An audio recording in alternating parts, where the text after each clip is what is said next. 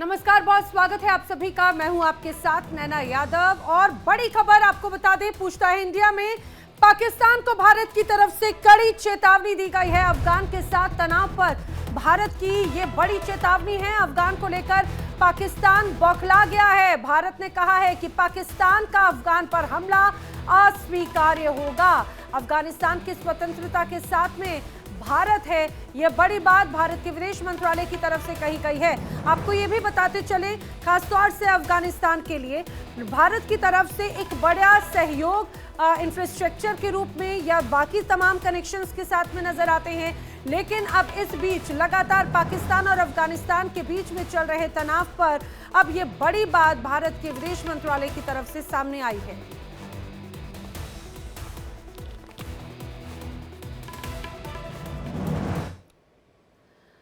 तो अफगान के जिस तरह से यहां पर अब भारत के साथ में संबंध सुधार रखे हैं, उसको लेकर यह बड़ी बात कही जा सकती है, क्योंकि सीधे सीधे लगातार अब पाकिस्तान को एक बड़ी चेतावनी दी गई है। पाकिस्तान और अफगानिस्तान में एक तनाव पिछले काफी लंबे वक्त से नजर आ रहा है और इस बीच ये कहा जा सकता है कि अपने आप में ये बड़ी बात है, जिसमें स्पष्ट कहा गया है, खासतौर से पाकिस्तान को ये कड़ी चेतावनी है। भारत की तरफ से कहा गया है कि पाकिस्तान का अफगान पर हमला अस्वीकार है और ये भी स्पष्ट किया गया कि पाकिस्तान कैसे यहां पर टीटीपी को टारगेट के बहाने अफगानिस्तान की आम जनता पर एक तरह से टारगेट कर रहा है और ये बिल्कुल स्वीकार नहीं किया जाएगा। पिछले कुछ वक्त से पाकिस्तान और अफगानिस्तान की सीमा पर तनाव है, खासतौर से टीटीपी की तरफ से बड़े स्तर पर यहां पर एक अलग विद्रोह और एक अलग संघर्ष नजर आता है। अब ये स्पष्ट है कि अफगानिस्तान के साथ में भारत चट्टान की तरह खड़ा है और उम्मीद भी ऐसी ही थी, क्योंकि पाकिस्तान ने अपने पड़ोसी देशों में आतंकवाद का सबसे बड़ा सप्लायर एक तरह से बन चुका है, जो लश्कर जैश जैसे आतंकी संगठनों को सिर्फ इसीलिए पोसता है कि वो अफगानिस्तान भारत पर हमले कर सके। लेकिन अभी ऐसा नहीं होगा, आने वाले वक्त में ऐसा नहीं होगा। अफगानिस्तान को छूने की भी अगर पाकिस्तान ने कोशिश की तो भारत इसका इंतकाम लेगा। ऑपरेशन सिंदूर पाकिस्तान को याद ही है। वैसे पाकिस्तान इस वक्त चारों तरफ से घिर चुका है, इसमें कोई शक नहीं। पाकिस्तान ने तालिबान को युद्ध के लिए उकसाया। अगर अफगान पठानों का मूड बिगड़ा तो फिर पाकिस्तान का नर्क में मिलना तय है, यह कहा जा रहा है, जिसकी संभावना प्रबल है। दूसरी तरफ टीटीपी ने भी यहां पर मुनीर को सीधे सीधे ललकार दिया है। खैबर पख्तूनख्वा पर तो लगभग आधे से ज्यादा इलाकों पर कब्जा टीटीपी कर ही चुकी है और अब पाक के जो दूसरे इलाके हैं वहां पर भी टीटीपी की नजर है। अब इसी बीच बीएलए ने आजादी के लिए आंदोलन तेज करने के एक तरह से प्लान बना लिए हैं, जबकि टीएलपी इस्लामाबाद लाहौर पर कभी भी चढ़ाई करने के लिए ये कहा जाए कि सलाहियत रखता है और कभी भी पूरी तरह से तैयारी उसकी नजर आती है। लेकिन सबसे ज्यादा हैरानी करने वाली जो बात है वो ये कि इन सभी मसलों से निपटने के बजाय पाकिस्तान अफगानिस्तान से जंग लड़ना चाहता है। वहां के रक्षा मंत्री ख्वाजा आसिफ ने गीदड़ भभकी दी। ख्वाजा आसिफ ने जिस तरह से कहा कि अफगानिस्तान के अंदर तक हमला करेंगे, पाकिस्तान हमला करने में हिचकिचाएगा नहीं। ख्वाजा आसिफ कहते हैं कि हम पर हमला होगा तो हम एक तरह से डबल रूप में अटैक करेंगे। पाकिस्तान की तरफ से ख्वाजा आसिफ कहते हैं कि हमलों को रोकने के लिए कोई गारंटी नहीं मिली है, हम हमले करेंगे और निश्चित रूप से करेंगे। आखिर क्या कहना चाहते हैं ख्वाजा आसिफ?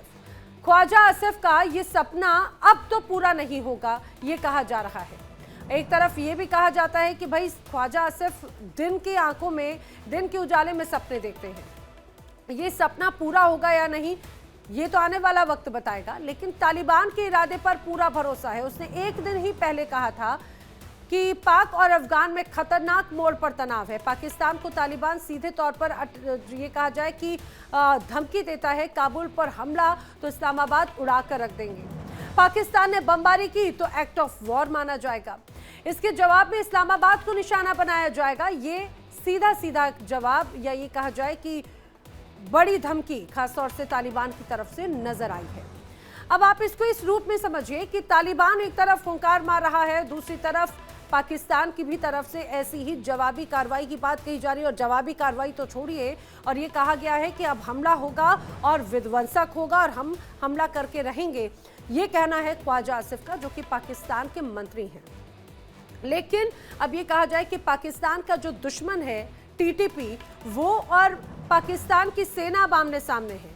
सिर्फ अफगानिस्तान और पाकिस्तान की सीमा पर ही नहीं, बल्कि पाकिस्तान के अंदर, चाहे बलूचिस्तान की हो, चाहे बात केपीके यानी कि खैबर पख्तूनख्वा की हो, सिंध प्रांत की हो, पंजाब प्रांत की हो, ये सब तो छोड़िए, अब इस्लामाबाद और लाहौर तक कहीं ना कहीं एक अलग विद्रोह की आग में झुलसता हुआ नजर आता है, क्योंकि टीएलपी यहां पर लगातार अब उग्र होती नजर आ रही है। इसीलिए सवाल है, क्या ख्वाजा आसिफ की अफगान को धौंस अब ये जंग का एक अलग पर्याय बनेगी?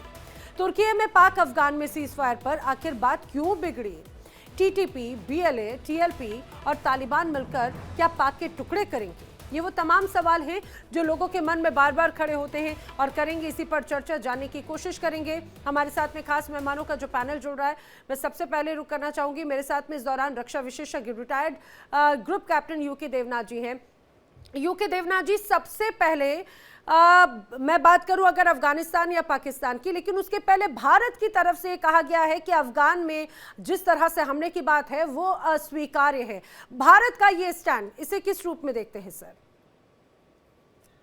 इसमें कोई शक नहीं है कि भारत इस मामले में बहुत फूंक फूंक कर और बहुत ही मैच्योर दृष्टिकोण अपना रहा है। हम चाहते हैं कि अफगानिस्तान और पाकिस्तान के बीच में जो विवाद है वो कूटनीति के द्वारा, राजनीतिज्ञ द्वारा सॉल्व कर ली जाए। हम नहीं चाहते हैं कि उभय पक्ष, भारत का विदेश मंत्रालय नहीं चाहता है कि उभय पक्ष यानी कश्मीर यानी अफगानिस्तान पाकिस्तान पर कोई हमला करे, या अफगानिस्तान पाकिस्तान पर कोई हमला करे। रुख भारत का जो है वो ये भी दर्शाता है कि भारत ने इस मामले में अफगानिस्तान का थोड़ा सा पक्ष लिया है, क्योंकि जाहिर बात है अफगानिस्तान इस तनाव के माहौल में एक कमजोर देश तो नहीं कहूंगा, लेकिन छोटा पक्ष है।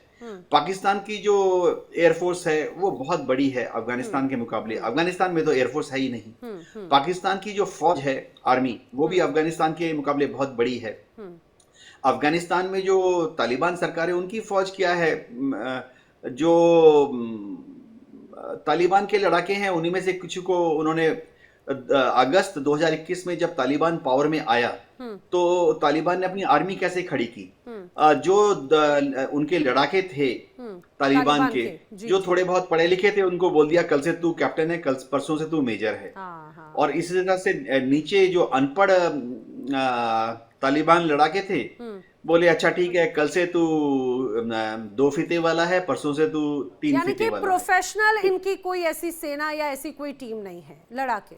जी हाँ, तो वो पाकिस्तान के आगे कहीं नहीं टिकती। सबसे बड़ी बात है कि देखो लॉजिस्टिक सप्लाई अगर देखें तो पाकिस्तान की आर्मी केपेबल है, उनके पास टैंक के गोले हैं, टैंक हैं, उनके पास तोपे हैं, तोप के गोले हैं। अब अफगानिस्तान की तालिबान सरकार की जो आर्मी है, जो भी आर्मी है, उसमें इस तरह की कोई लॉजिस्टिक सप्लाई चेन है नहीं। तो जो कन्वेंशनल वार हम समझते हैं कि आपस में दो सेनाएं टैंक तो बख्तरबंद गाड़ियों से लड़ती हैं, उसमें अफगानिस्तान कहीं नहीं टिकता। लेकिन तालिबान की जो सरकार है अफगानिस्तान में, काबुल में, उनकी सबसे बड़ा मजबूत उनका इलाका मजबूत पॉइंट ये हो जाता है कि उनके लड़ाके जो हैं तालिबान के, या उसी का जो एक ऑफशूट है टीटीपी जो कि पाकिस्तान में भी ऑपरेट कर रही है डूरन लाइन के उस तरफ और इस तरफ, वो बहुत ही माहिर हैं गुरिल्ला वारफेयर लड़ने में। और गुरिल्ला वारफेयर में उन दूर दरगाम क्षेत्रों में, पहाड़ों के ऊपर पाकिस्तान की आर्मी उनका मुकाबला नहीं कर सकती है। हमने सदियों से देखा, हजारों साल से। सिकंदर महान वो हार गए वहां से। बाद में मुगलों को भी काफी दिक्कत हुई दुरानी अंपायर पर कब्जा कंट्रोल रखने में। फिर जब अंग्रेज आए वो भी काबू में नहीं कर सके। अभी हाल ही में हमने देखा रूस ने और अमेरिका ने कोशिश की अफगानिस्तान के फाइटर्स को कंट्रोल में रखने की, नहीं कर पाए। तो अब ठीक है, ख्वाजा आसिफ ने बयान दिया है, डिफेंस मिनिस्टर हैं, थोड़ा मर्दांगनी उनको दिखानी पड़ती है पाकिस्तान में, मूंछों वाली बात करनी पड़ती है बीच बीच में थोड़ा पाकिस्तान में।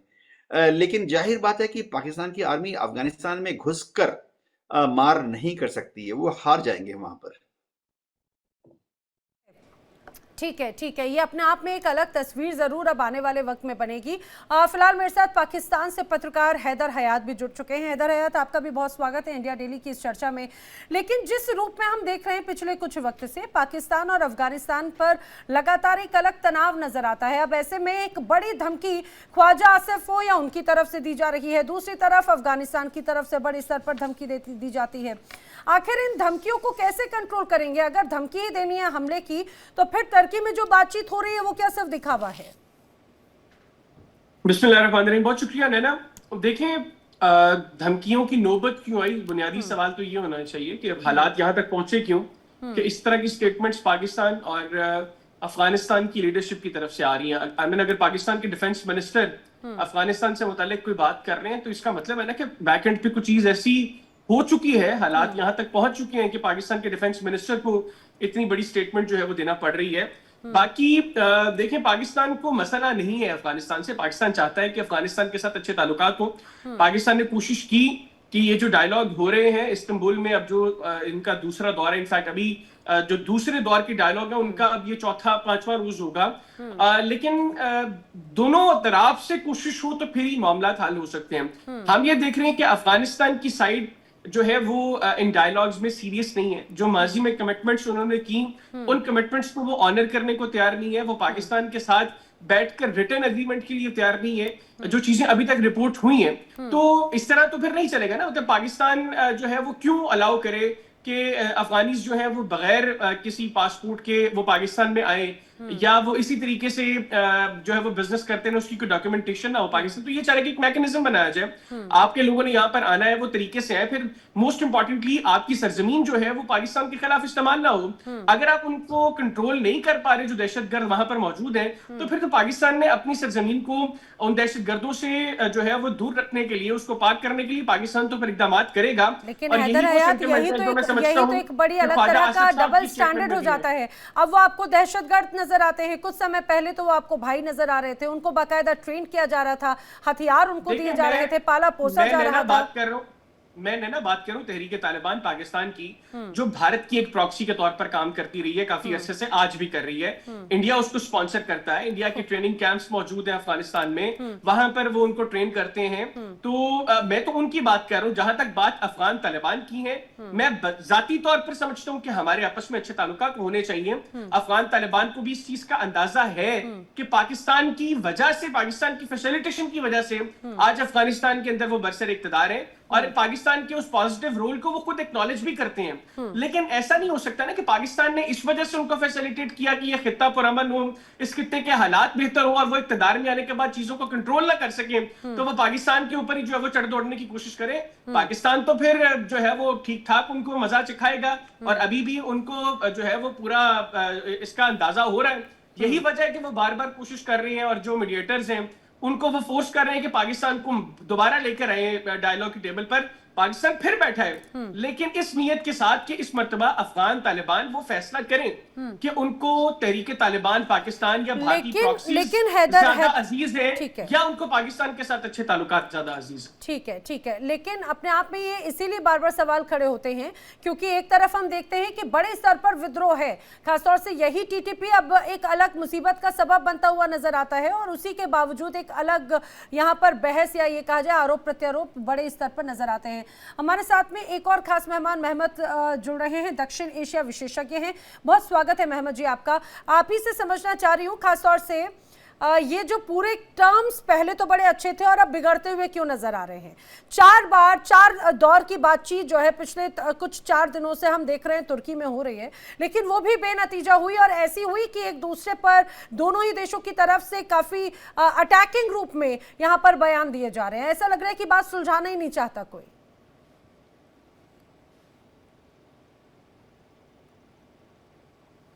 मेहताब जी प्लीज अपना ऑडियो अनम्यूट कर लीजिए। हाँ, शुक्रिया जी। मैं सबसे पहले आपके मेहमान को आदाब अर्ज करना चाहता हूँ। ये तो एक मुश्किल के प्रोसेस है, उसमें फराज और नशीब हो सकता है, और पाकिस्तान की तरफ से एक गुड न्यूज़ है कि तुर्की की रिक्वेस्ट पर पाकिस्तान दोबारा नेगोशिएशन बातचीत के टेबल लिए। पर आ रहे हैं। सबसे पहले तो सीज फायर की एग्रीमेंट था, वो एक अच्छा बात था, लेकिन आपस में कुछ मुश्किलात है। वो मुश्किलात TTP के कंट्रोल के एक मैकेनिज्म बनाया जा रहा है, उसके सिलसिले में है। लेकिन मेरा ख्याल में ये एक दो राउंड पर शायद हल नहीं होगा। शायद तुर्की के पाकिस्तान के साथ अच्छा ताल्लुकात है और कतर के अफगानिस्तान के साथ अच्छा ताल्लुकात है, तो इसी ताल्लुकात के ज़रिए से इंशाल्लाह वो मुश्किलात ख़त्म हो जाएगा, क्योंकि ख़ुत्ता में BMN किसी के मफाद में नहीं, वो पाकिस्तान के मफाद में भी नहीं और अफगानिस्तान के मफाद में भी नहीं और इंडिया के मफाद में भी नहीं और चाइना के मफाद में भी नहीं। इसीलिए इंडिया को भी कोशिश करना चाहिए कि आपस में सुलह हो जाए और उनकी जो बॉर्डर है, इस बॉर्डर में मुश्किलात न हो और एक मुल्क दूसरा मुल्क की जो सहूलियतें हैं उस पर एहतराम करे। तो मेरा ख्याल में मैं भी बहुत क्लोज इसे इस्तांबुल में जो नेगोशिएशन हो रहे हैं उसको फॉलो करता हूँ और मेरा उम्मीद है कि इसी बार कुछ ब्रेक थ्रू होगा। लेकिन मेरा ख्याल में ये नेगोशिएशन साइड को शायद एक दूसरा एंगेजमेंट में TTP को भी एंगेज करना पड़ेगा। अगर वो भी एंगेज हो जाए तो मुश्किल नहीं होगा। महमद जी, आखिर इशू कहां पर आ रहा है कि बार बार नेगोशिएशन की बातचीत होती है, या फिर ये कहा जाए वो कतर और दोहा में भी हमने देखा, लेकिन वो नेगोशिएशन फुलफिल होता हुआ या फिर पूरी तरह से वर्क करता हुआ नजर नहीं आया, वो उस रूप में फ्रूटफुल नजर नहीं आया। और अभी भी जब टर्की में हो रहा है, टर्की का मीडिएशन यहाँ पर नजर आता है, लेकिन फिर भी टेबल पर आकर बात नहीं बनती। मेरे ख्याल में मैं शुरू में भी बताया, इसी किस्म की जो प्रोसेस है वो एक रात से सुबह तक हल होने वाला नहीं है। हमारा हाँ भी एक टेरर की मुश्किल था PKK के साथ, और पता नहीं कितना बरसों से, मेरा ख्याल में 40 और 50 साल से ज्यादा तुर्की में उनकी टेररिस्ट एक्टिविटीज था। अभी एक प्रोसेस शुरू हुआ TTP का, वो PKK का, यस, और वो अपने जो लोग था उनको बाहर बुला दिया। हाँ। तुर्की में एक ऐसा अगर प्रोसेस हो सकता पाकिस्तान और अफगानिस्तान के दरमियान, और मैं ये भी कहना चाहता हूँ, लेकिन मेहताब जी, मुझे लग रहा है कि यहाँ पे फैक्ट्स को हमें थोड़ा देखना चाहिए। आपने कहा कि 40-45 सालों से TTP का तुर्की में एक तरह से गठ था, वहां पे उनकी मौजूदगी थी, लेकिन जो डेटा बताता है उसमें तो स्थापना दिवस ही एक तरह से अगर देखा जाए तो दिसंबर 2007 का है TTP का, तहरीक तालिबान का। और उसकी नाराजगी तो बेसिकली पाकिस्तान की सेना के खिलाफ थी। उनका कहना था कि जिस रूप में पाकिस्तान ने अलकायदा और विदेशी उग्रवादी या फिर उज़्बेक या चेचेन के खिलाफ ऑपरेशन चलाए, उसको लेकर उनकी नाराजगी थी। तभी से वो पाकिस्तान की सेना को अपने एक तरह से दुश्मन मानते हैं। यूके देवनाथ जी, अगर मैं गलत नहीं हूं तो। नैना जी, इसमें कोई शक नहीं है कि TTP का नाम होराइजन में बहुत बाद में आया। शुरुआती दौर में अफगानिस्तान में हम या तो तालिबान का नाम सुनते थे या दूसरे जो फैक्शंस थे, और उत्तर की तरफ नॉर्दर्न अलायंस का नाम सुनते थे। देखिए हो क्या रहा है, तुर्की में बातचीत मैं उम्मीद करता हूं बहुत पॉजिटिव तरीके से आगे बढ़ेंगी। जो पाकिस्तान का डेलीगेशन है उसमें मेजर जनरल शाहब आसलम हैं। दिक्कत क्या आ रही है, अफगानिस्तान की छोटी सी मांग है, पाकिस्तान की भी छोटी सी मांग है। पाकिस्तान यह कह रहा है अफगानिस्तान के तालिबान सरकार को कि वह TTP के लड़ाकों को कंट्रोल में लाएं और उनको पाकिस्तान पर हमला ना करने दे। और जो काबुल की सरकार है, तालिबान सरकार है, वो बोल रही है TTP के लड़ाके तो सब पाकिस्तान के सिटीजन है, यानी TTP के जितने लड़ाके हैं जो हमला कर रहे हैं पाकिस्तान पर, वो तो वो पश्तून हैं जो कि डूरन लाइन के इस तरफ हैं और उनके पास पाकिस्तान की नागरिकता है। अब ये एक बोन ऑफ कंटेंशन बन गया है। अब अफगानिस्तान ने भी जो कल की बात है वो थोड़ा सा उभय पक्ष उठ के बाहर चले गए, लगा कि बातचीत टूट गई है। अफगानिस्तान ने यह मांग की कि पाकिस्तान जो है ड्रोन भेजना बंद करे अफगानिस्तान के ऊपर। तो क्योंकि अफगानिस्तान को लगता था कि पाकिस्तान की जो सीक्रेट सर्विसेज हैं वो ड्रोन भेजकर अफगानिस्तान की टो ले रही हैं। अब एक कमाल की खबर उसके बाद सामने आई। अंदर खाने में पाकिस्तान की आर्मी के जो वहां रिप्रेजेंटेटिव हैं उन्होंने आईएसआई से बात की और आईएसआई ने कहा कि ये जो ड्रोन ऑपरेट करते हैं पाकिस्तान से अफगानिस्तान में, इनको पाकिस्तान रोक नहीं सकता क्योंकि वो अमेरिका के ड्रोन हैं। तो पहली बार ऐसा उजागर हो रहा है कि अमेरिका और पाकिस्तान के बीच में बैकग्राउंड में चुपके चुपके कोई कॉन्ट्रैक्ट है कि अमेरिकन ड्रोन्स जो हैं वो पाकिस्तान से अभी भी ऑपरेट करेंगे। और यूके देवनाथ जी, ये बड़ा दिलचस्प एक वो पूरा वाकया हो गया था कि उन्होंने कहा कि भाई अमेरिका के ड्रोन हैं, तो फिर उसके बाद में पाकिस्तान कहता है कि भाई आपके पास में भी तो बगराम एयरबेस है अमेरिका का, आपके पास में अमेरिका के हथियार हैं। तो ऐसे में अमेरिका की जो एंट्री हुई वो भी इस पूरी सीन को बहुत अलग बना देती है। लैला जी, क्या होता है कि डेफिनेटली उसमें कोई शक नहीं है कि बगराम एयरफील्ड पर फिलहाल अमेरिका का कंट्रोल नहीं है, सिर्फ तालिबान का कंट्रोल है। जाहिर बात है कि अमेरिका अगस्त 2021 में जब अफगानिस्तान छोड़ के भागा, काबुल छोड़ के बगराम एयरफील्ड से उनकी लास्ट फ्लाइटें भागी, तो उन्होंने काफी सारे हथियार अफगानिस्तान में पीछे छोड़ दिए थे।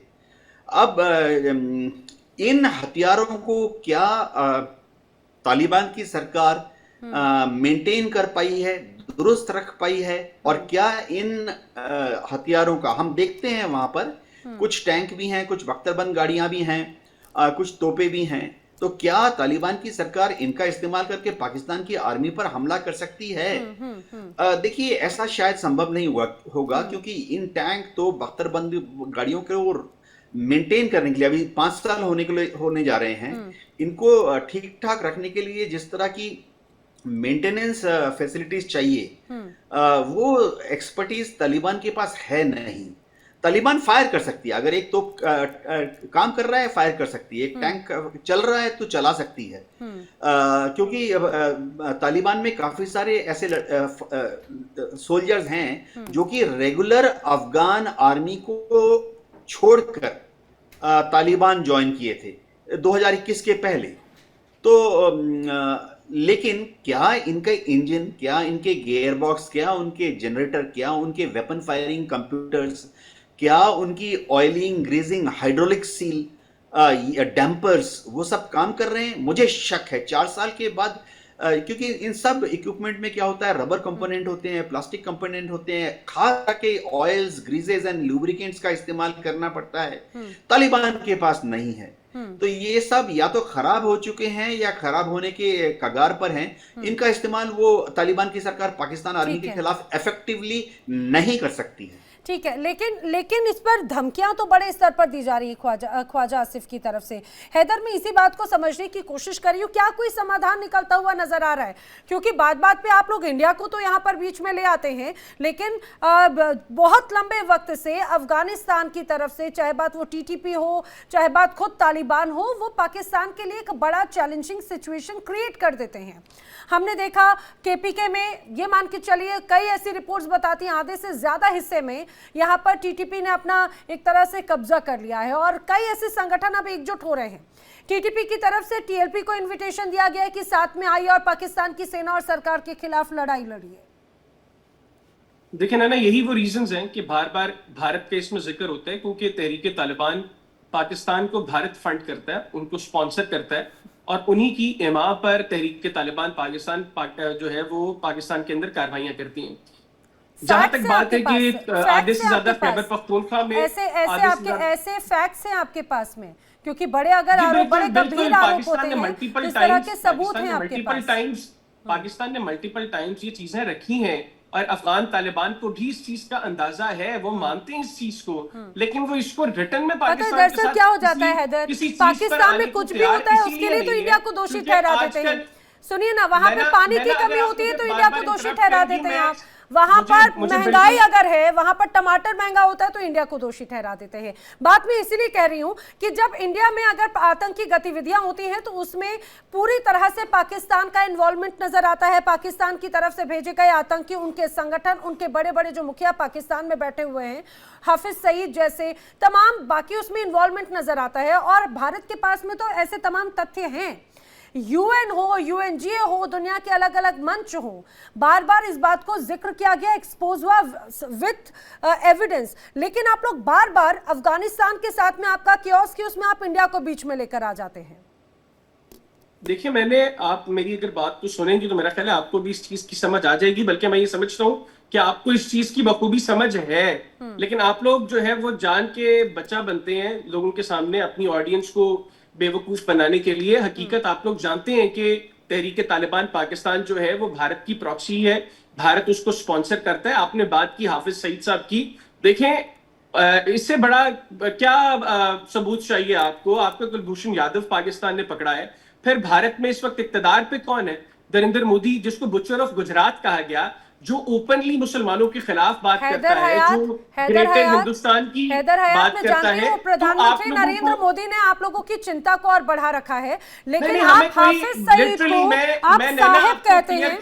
सुनिए, नैना, मैं आपको क्लियर करता हूं, मुझे एक बात बताइए, क्लियर करता हूं, सुनो, आप हाफिज सईद को आप साहब कह रहे हैं, यहीं पर ही चीजें क्लियर हो जाती हैं। लिटरली आप यहीं पर ही पूरी तरह से क्लियर हो जाते हैं। हाफिज सईद कौन है? नरेंद्र मोदी से किसी हाफिज तरह का कोई सईद मसला कौन नहीं है? है। हाफिज, अरे लेकिन बात पे वो फोबिया नजर आता है। आपको हाफिज सईद साहब नजर आते हैं। हम तो आप लोग लश्कर-ए तैयबा क्या है आपके लिए? ना आपके लोगों को वो हकीकत बताने की कोशिश कर रहे हैं जो आप लोग जानते बूझते को नहीं बताते। मैं तो सिर्फ ये बता रहा हूँ, बाकी जहां तक बात भारत की जनता बहुत स्मार्ट है। मैं ये कह रही हूँ, आप हाफिज सईद को साहब कह रहे हैं। अरे बाबा, आपने हाफिज सईद को साहब किया, आपने साहब के नाम से संबोधित किया, आप उन्हें इतना सम्मान दे रहे हैं। मैं तो इसी बात को लेकर ही पूरी दुनिया आपको देख रही है ना।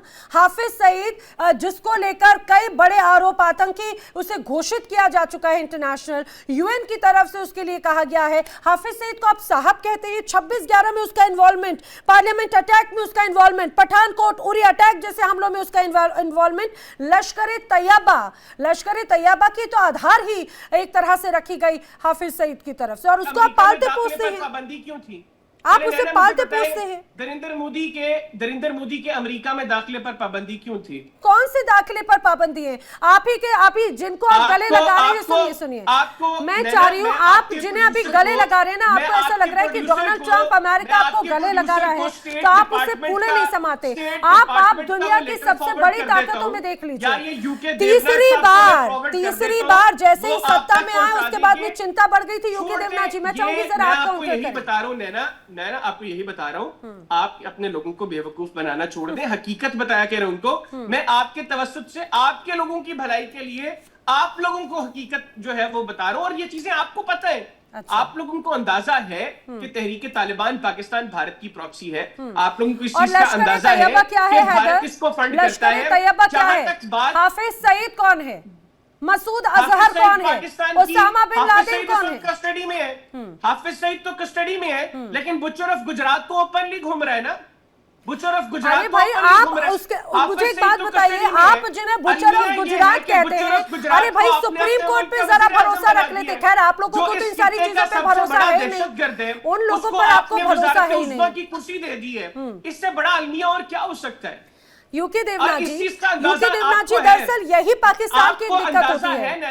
अरे बिल्कुल अंदाजा है, भारत की जनता को, पूरी दुनिया को अंदाजा है।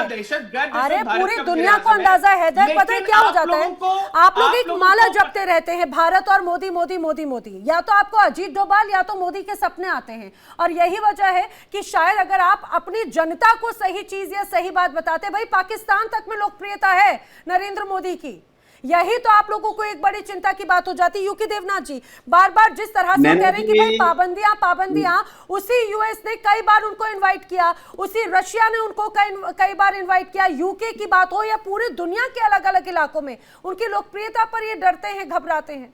और इनके पाकिस्तान के मुखिया को देखिए, वो हाथ जोड़ के एक माय लॉर्ड कर रहे होते हैं। नैना जी, मैं हैदर भाई को ये बताना चाहता हूं कि टीटीपी को हम कैसे हेल्प कर सकते हैं। अगर समझिए मुझे अभी टीटीपी को अगर एक हथियार देना है, समझिए मैं यहां बैठा हूं, मैं कैसे सिंध को क्रॉस करके और पंजाब को, पाकिस्तान के पंजाब को क्रॉस करके खैबर पख्तूनख्वा तक पहुंच जाऊंगा। मैं कैसे ईरान के सिस्तान से, अफगानिस्तान के हेरात से या कंधार से पहुंच जाऊंगा टीटीपी को हेल्प देने के लिए। मैं बता रहा हूं, अगर मैं चाहता भी कि चलो टीटीपी को एक हथगोला देके आता हूं। और हैदर भाई, अगस्त 2021 के बाद मैं आपको याद दिलाना चाहता हूं कि अफगानिस्तान में जब तालिबान की सरकार आई, माहौल कुछ ऐसा बना, सबको जितने हिंदू थे वहां पर उनको छोड़ के भारत आना पड़ा, जितने सिख भाई अफगानिस्तान में थे, काबुल में, उनको वहां से भागकर हिंदुस्तान में आना पड़ा। हमारी एम्बेसी वहां बंद कर गई हो गई। 4 साल से तो हमारा काउंसलेट भी काबुल में नहीं चल रहा था। तो आप कैसे सोच सकते हैं कि मैं या कोई भी जाकर अफगानिस्तान में जाकर टीटीपी को एक हथगोला दे सकता हूं। सबसे बड़ी बात, टीटीपी के जो लड़ाके हैं, चाहे डूरन लाइन के इस तरफ हों या उस तरफ हों, हैं तो पाकिस्तान के ही बाशिंदे ना। आप जो डूरन लाइन, जो पख्तून भाई, आपके जो पख्तून भाई लोग हैं, सिटीजन हैं, जो डूरन लाइन के इस तरफ रहते हैं, आपने तो उनको सिटीजन कार्ड दिया हुआ है। दूसरी बात है, जो पख्तून वहां पर डूरन लाइन के इधर उधर मूव करते हैं, आपने तो उनको रिफ्यूजी स्टेटस बोलकर उनको रिफ्यूजी कार्ड दिया हुआ है बाकायदा पाकिस्तान की होम मिनिस्ट्री ने। तो आप कैसे कह सकते हैं कि हम हिंदुस्तान से उनको इन्फ्लुएंस कर रहे हैं? उनके सारे हथियार कहां से आए हैं? ये सब हथियार अमेरिका से छीने गए हथियार हैं, रूस से छीने गए हथियार हैं। उनके पास इंटेलिजेंस कहां से आती है? ये बड़ा इंटरेस्टिंग है। क्या मैं यहां बैठकर या श्री अजीत डोभाल दिल्ली में बैठकर, या हमारा रॉ का एजेंट हिंदुस्तान से या आसमान से मंडराकर आपकी आर्मी की जो कॉन्वॉय मूव कर रही है खैबर पख्तूनख्वा में, उसकी लोकेशन बता सकता है? नहीं। हो ये रहा है कि टीटीपी के लड़ाके बहुत अच्छे लड़ाके, मैं उनको, देखिए मैं फौज में था, 34 साल था, खुद फाइटर पायलट था।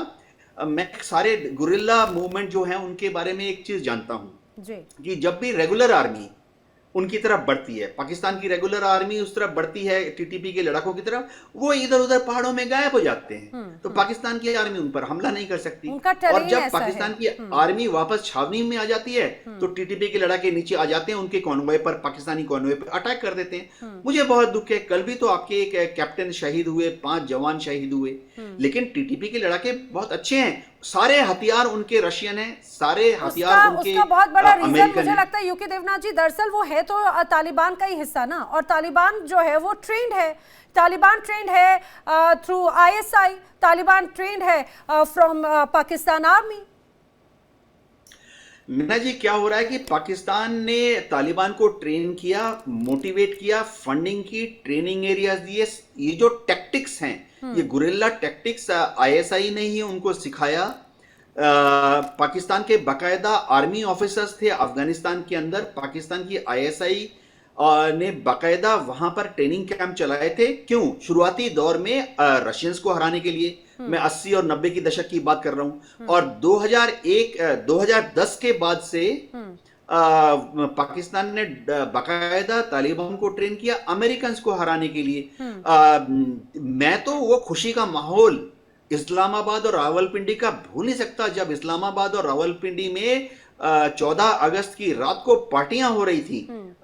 पाकिस्तान की आजादी वाली पार्टी नहीं, पार्टी इसलिए हो रही थी कि तालिबान की मदद से पाकिस्तान ने अमेरिका को भगा दिया।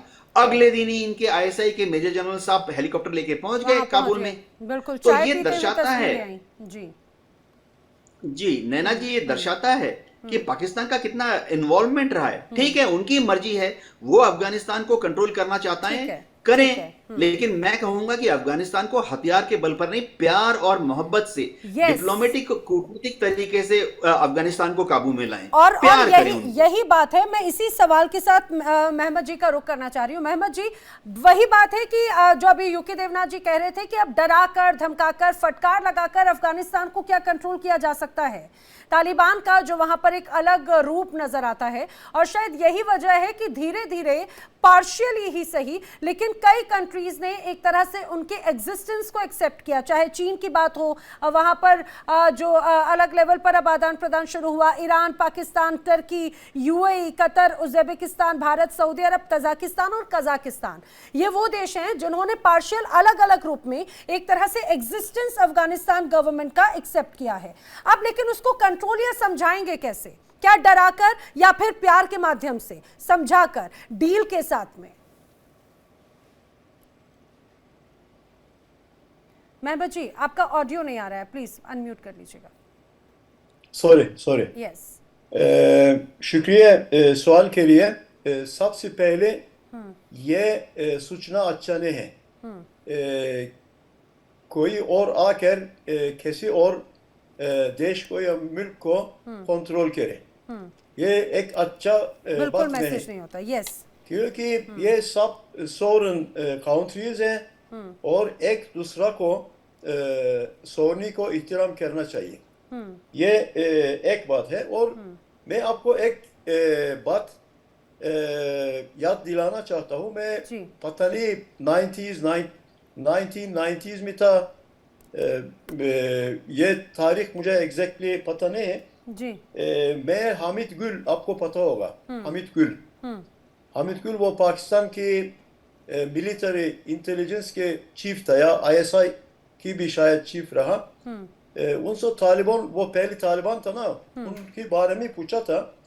वो मुझे ये कहा कि आप अफगान लोगों को 1-2 साल के लिए, 1-2 साल के लिए कंट्रोल में ला सकता, लेकिन वो हमेशा के लिए अफगानों को कंट्रोल में आप नहीं ला सकता।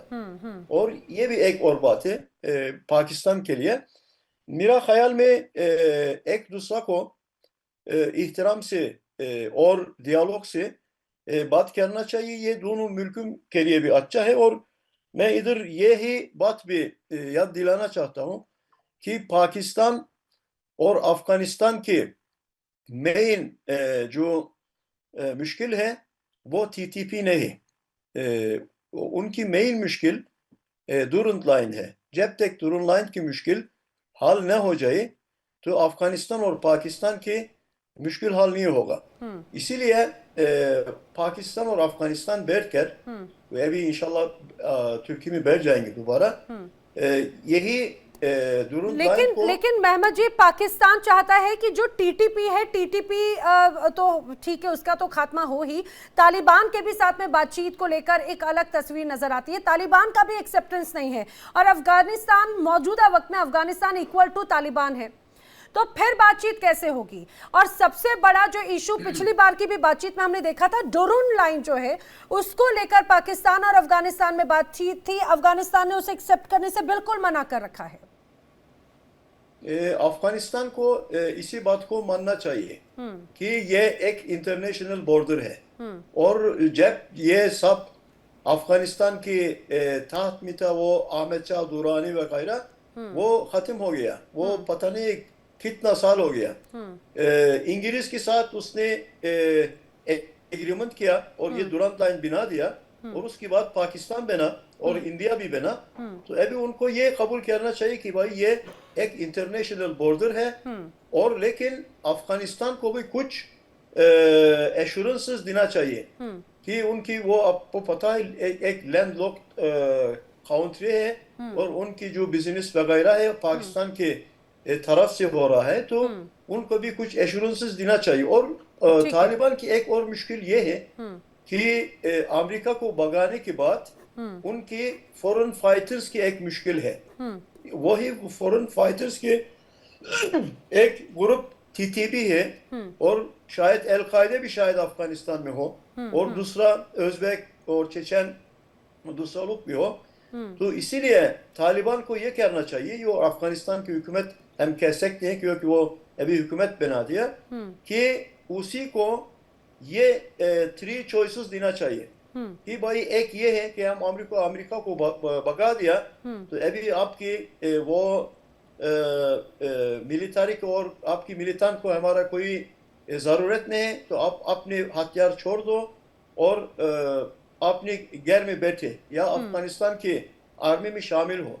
दूसरा बात यह है कि आप अफगानिस्तान से चले जाए और ये भी ना हो तो हम आपसे लड़ेंगे और हमारी जो सौरनीति है और हमारे वो हुस्न वो क्या बात गुड रिलेशंस हमारा पड़ोसा मुल्कों में से है उसको हम खराब करने में आपको फुर्सत नहीं दे देंगे। अगर जब तक ये ना हो तो अफगानिस्तान की मुश्किल पाकिस्तान से भी होगा और आजकल उनके पानी की मुश्किल भी होगा।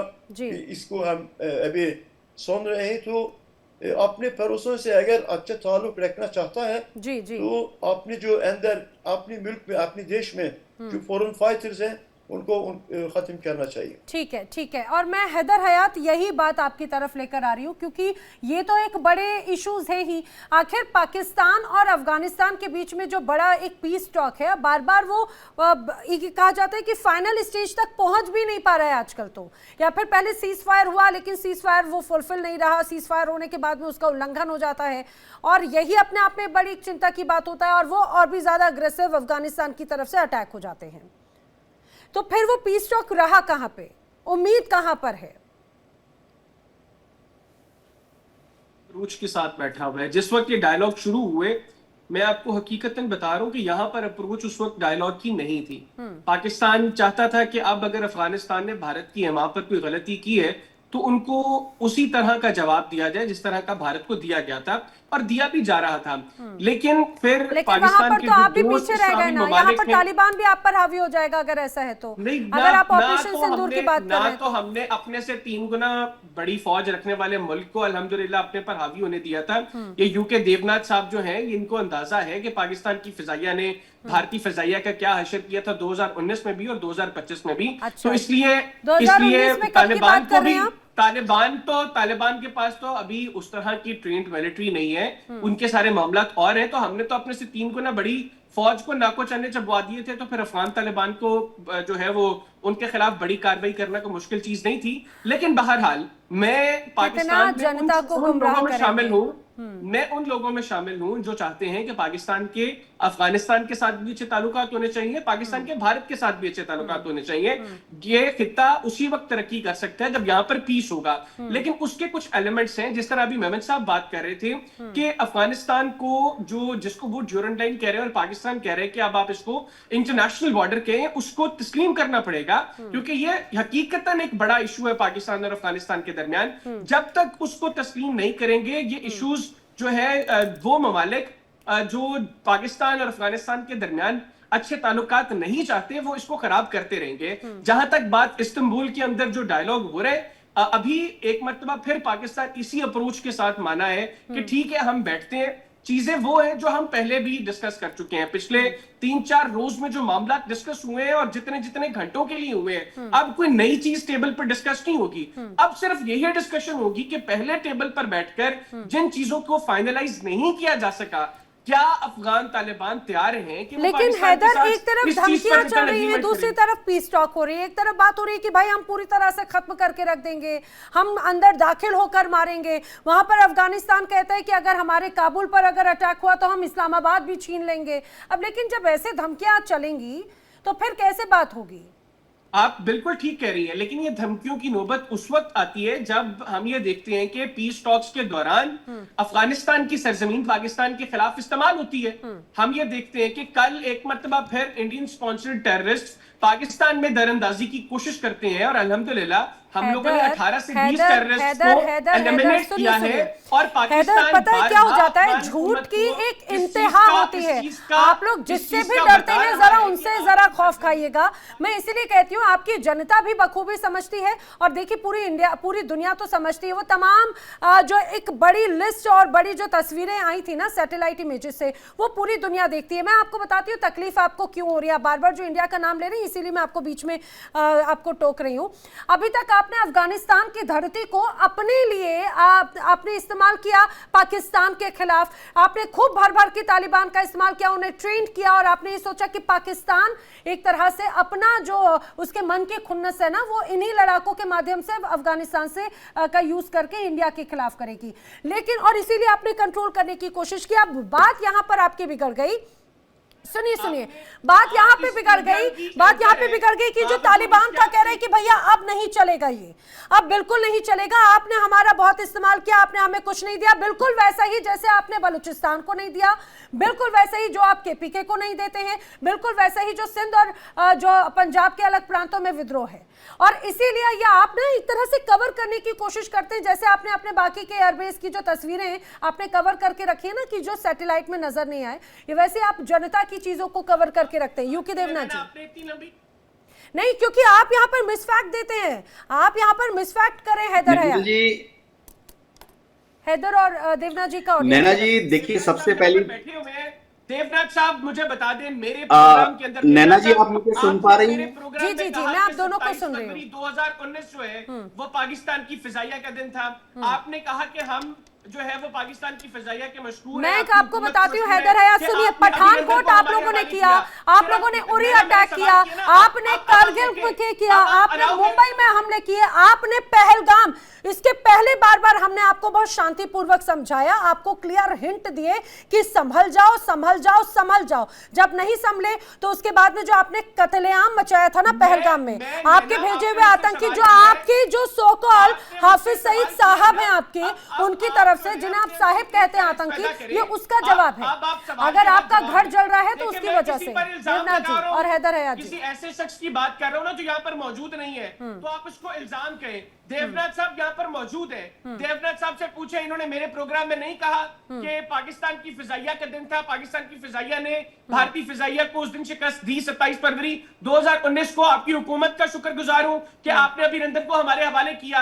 ये नहीं कहते, ये मेरा फोन मेरे पास है, मैं आपको इनका क्लिप भेज देता हूं जिसमें अभिनंदन की बात आप कर रहे थे। तो ये 2019 था, 2025 के अंदर भी देवनाथ साहब जानते हैं इस चीज को कि पाकिस्तान की फिजाइया ने क्या हशर किया भारत की फिजाइया का। मैं बार बार इन चीजों को डिस्कस नहीं करना चाहता, मैं चाहता हूं कि चीजें अच्छे तरीके से आगे चलें, जो हो गया वो हो गया।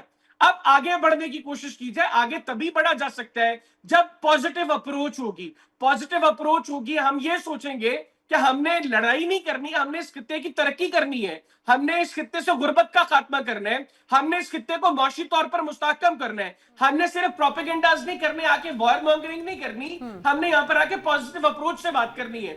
देवनाथ साहब जैसे लोग आए, हम बैठते हैं, प्रवीण सानी साहब को बुलाएं, इन जैसे पॉजिटिव लोगों को बुलाएं, पॉजिटिव बात करें। ये वॉर मॉन्गरिंग, ये सारी चीजें खत्म हो जानी चाहिए, अब आगे बढ़ना चाहिए। और फिर मैं अपनी बात का इख्तिताम यही पर करूंगा जो मैंने आगाज में कहा कि पूछ ले अब देवनाथ साहब ने से कि उन्होंने मेरे प्रोग्राम में ये नहीं कहा कि 27 फरवरी 2019 पाकिस्तान फिजाइया का दिन था और आपकी हुकूमत का शुक्रिया। आप अगर आप अभिनंदन की बात करते हैं वो तो ठीक है, लेकिन 2019 का एक और वाकया हम सभी ने देखा था जम्मू कश्मीर में, और उसके बाद में हमने सर्जिकल स्ट्राइक भी हमने देखी, वो भी फॉल्स फ्लैग ऑपरेशन था। यही तो बात है, ये आप लोग इसे फॉल्स बता देंगे ना, आप लोग कत्लेआम मचाते हैं और फॉल्स। वो भी क्लिप मेरे पास मौजूद है, देवनाथ जी, वो क्लिप भी मेरे पास। अरे आप प्रोपेगेंडा वाइज या आप अपने आप को इस में पेश करने के लिए तो आप तमाम क्लिप्स लेकर आ जाइए। मेरे पास में तमाम क्लिप्स हैं, मेरे पास में सैटेलाइट इमेजेस तक हैं। हैदर है, अगर पाकिस्तान ने विंग कमांडर अभिनंदन को छोड़ा तो ये किसी भी प्रोफेशनल आर्मी या नेवी या एयरफोर्स में होता है, प्रिजनर ऑफ वार को जेनेवा कन्वेंशन के अनुसार रखना है, जब एक मौका आता है उसको रिलीज करना है। तो इसके लिए मैं पाकिस्तान की एयरफोर्स को फुल मार्क्स देता हूं। देखिए, क्योंकि पाकिस्तान की एयरफोर्स ने विंग कमांडर अभिनंदन को सही सलामत रखा, और जब दोनों पक्षों के बीच में माहौल आया तो उन्होंने जल्दी ही उसे इंडियन अथॉरिटीज को हैंडओवर कर दिया। इसके लिए मैं उम्मीद करता हूं कि भारत और पाकिस्तान के बीच में भविष्य में भी कभी जब युद्ध होगा इसी तरह का बर्ताव किया जाएगा। हमें करना भी चाहिए, हम रेगुलर आर्मी हैं, हम कोई आतंकवादी ऑर्गेनाइजेशन नहीं है, ना ही हम प्राइवेट मिलिशिया हैं। लेकिन जब हैदर भाई ये कह रहे हैं कि भारत को इन्होंने ऑपरेशन सिंदूर के दौरान बहुत ज्यादा नुकसान पहुंचाया, मेरे ख्याल से हैदर भाई आप कोई भी इंटरनेशनल मीडिया खोलकर देख लीजिए, गूगल खोल के देख लीजिए, आपके 11 एयरफोर्स बेसेस और रेडार साइट्स की फोटो अवेलेबल है।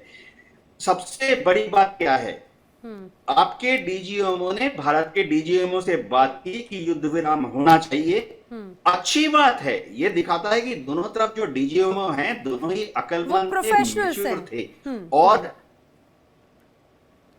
जी जी, और यही बात है कि वो एक पॉजिटिव अप्रोच को दिखाता है। और मुझे लगता है, मैं जल्दी से महमद जी का रिएक्शन ले रही हूँ। महमद जी, और यही पॉजिटिव अप्रोच अब पाकिस्तान और खासतौर से कहा जाए अफगानिस्तान के बीच में लोग उम्मीद जताए बैठे हैं, क्योंकि जैसे ही ये युद्ध की तस्वीर नजर आती है, दरअसल युद्ध तो होता है दो देशों की विचारधारा के खिलाफ, सेना या सरकार के खिलाफ, लेकिन पिसती उसमें आम जनता है और उस पर बहुत प्रभाव पड़ता है वहां के व्यापार पर भी।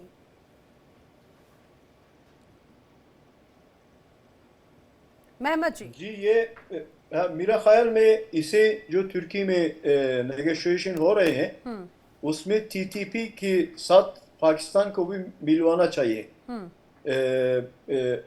पहले भी ये हुआ था इमरान खान के ज़माने में, जी जी, उनके साथ नेगोशिएशन हुआ था, लेकिन बाद में वो ख़राब हो गया। तो अफ़गानिस्तान को और पाकिस्तान को नुकसान न देने की वजह से एक तरफ पाकिस्तान और अफगानिस्तान बात करना चाहिए और अपने मशाकिल को हल करना चाहिए, और दूसरा तरफ से टीटीपी को भी एंगेज करके इसी मुश्किल को ख़त्म करना चाहिए। लेकिन मुश्किल इसी से ख़त्म नहीं होगा, जैसा कि मैं बताया और हैदर साहब भी बताया, ये दुरान लाइन की वो मुश्किल हल होना चाहिए। और मुझे लग रहा है सर, ये तो ब्रिटिश के वक्त से ये इंटरनेशनल बॉर्डर है। हालांकि अब अफगानिस्तान उस पे और पाकिस्तान पर उस पे क्या राय बनती है, तुर्की में एक पॉजिटिव अप्रोच हो, यही सभी की उम्मीदें हैं, पूरा देश उम्मीद लगाए बैठा है। लेकिन यूके देवनाथ जी के रिएक्शन से लग रहा है कि शायद ऐसा होता हुआ अभी फिलहाल नजर नहीं आता। आप सभी मेरे साथ इस चर्चा में शामिल हुए, आप सभी के व्यूज रखना आपका बहुत बहुत धन्यवाद। लेकिन अब पॉजिटिव अप्रोच की जरूर कोशिश की जा रही है, लेकिन पाकिस्तान से उम्मीद कम ही नजर आती है।